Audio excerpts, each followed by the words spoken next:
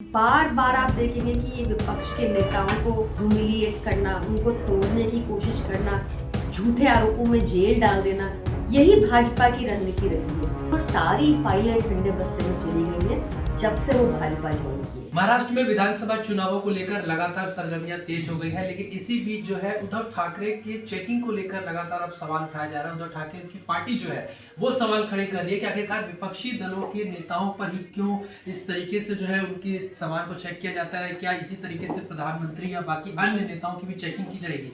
हमारे साथ प्रियंका कक्कड़ जी, आम आदमी पार्टी की राष्ट्रीय प्रवक्ता। मैम, जिस तरीके से उद्धव ठाकरे की चेकिंग की गई, वो एक जनसभा को संबोधित करने जाते हैं चुनावी कैंपेनिंग में, कैसे देखते हैं? देखिए, भाजपा बहुत निम्न स्तर की राजनीति करती है। उसको समझना होगा कि हम विपक्ष हैं, उनके शत्रु नहीं।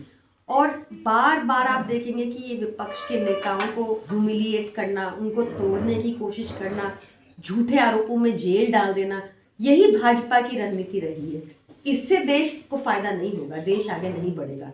और इलेक्शन कमीशन जो है वो आज की डेट में सिर्फ भाजपा की कठपुतली की तरह काम करता है। अगर निष्पक्ष है तो ऐसी ही जांच क्यों नहीं प्रधानमंत्री नरेंद्र मोदी की होती, क्यों ऐसी जांच अमित शाह की नहीं होती, तभी समानता लगेगी।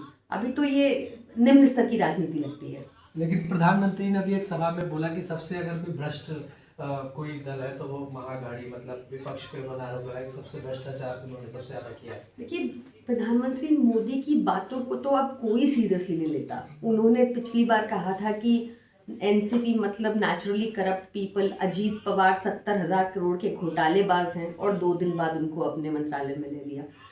भाजपा में आज चाहे हसन मुशर्रफ हो, चाहे अशोक चौहान हो, चाहे सुवेंदु अधिकारी हो, चाहे हेमंत बिस्वा शर्मा हो, चाहे अजीत पवार हो, ये सब वो लोग हैं जिनके ऊपर मोटे मोटे भ्रष्टाचार के आरोप हैं और सारी फाइलें ठंडे बस्ते में चली गई हैं जब से वो भाजपा ज्वाइन किए हैं।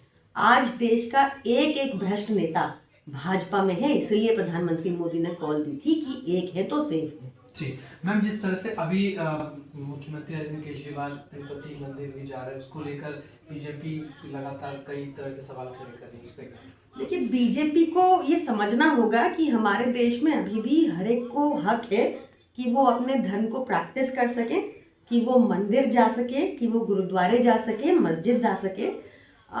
बीजेपी को ये समझना होगा कि अरविंद केजरीवाल जी एक कट्टर सनातनी हैं और वो हिंदू धर्म का पालन करते हैं और सबके लिए दुआ मांगने गए हैं वो तिरुपति टेम्पल।